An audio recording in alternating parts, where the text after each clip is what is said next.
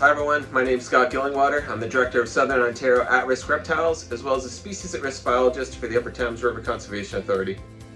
I wanted to provide a little update about some of the work we're doing, how you can help, and I also want to celebrate a milestone in my career. This is the 30th year I've been working with Reptiles at Risk here in Ontario. My passion for reptiles, for wildlife, didn't start 30 years ago. It started when I was really young, and I realized that reptiles were a bit of an underdog. They didn't get the same attention that a lot of our birds and mammals and fish did, but they needed a lot of protection. They needed an advocate. I'm happy to have been able to fill that role for a large number of years now. We've been very successful in the work that we've done. I've started back in 1994 working with spiny softshell turtles, and that program has expanded to include a large number of other species, from spotted turtles and Blanding's turtles to queen snakes and hognose snakes, snapping turtles, northern map turtles, and a large array of other species, as well as a large array of places here in the southern part of the province.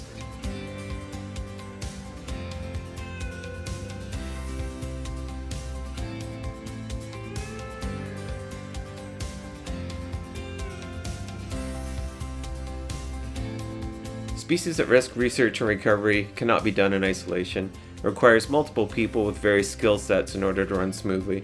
I've been lucky to work with various colleagues, staff, and volunteers that have ensured the success of this program. We've also been able to offer early career biologists and technicians training for their future careers. This is something that we're very proud of, and we will continue to do into the future.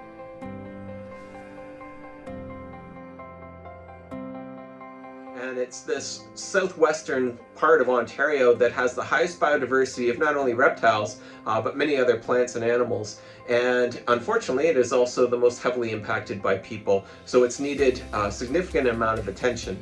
So you can imagine working with species at risk, you'll have some peaks and you'll have some valleys. And it's those valleys that often inspire you to work harder to ensure that these animals get out of this bad situation that, in all honesty, humans have put them in. So we've been working hard towards that, and the impacts that we've had have been very positive. However, we can only do so much with limited funding, and that's where you come in. So if there's an opportunity for you to provide funding for a program like this, small amounts, large amounts, single donations to multi-year donations, all will make a difference. And not only that, but if you could share this kind of information with others that would have an interest in protecting our environment, in protecting species at risk, in caring for reptiles at risk.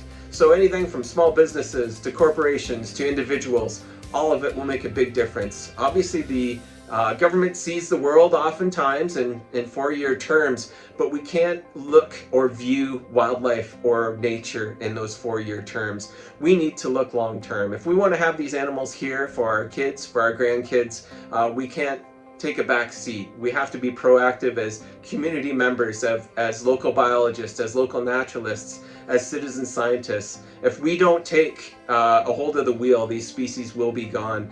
We've seen massive declines of many of these animals across the province, and although we've had some success with the work that we've been doing, that can't be stopped now. That needs to continue in order to have the effect of viable populations long into the future. So again, if you have the opportunity to provide funding for our efforts, it is much appreciated. It will ensure that we are able to do what we do best, and that is protect, conserve these animals in the wild.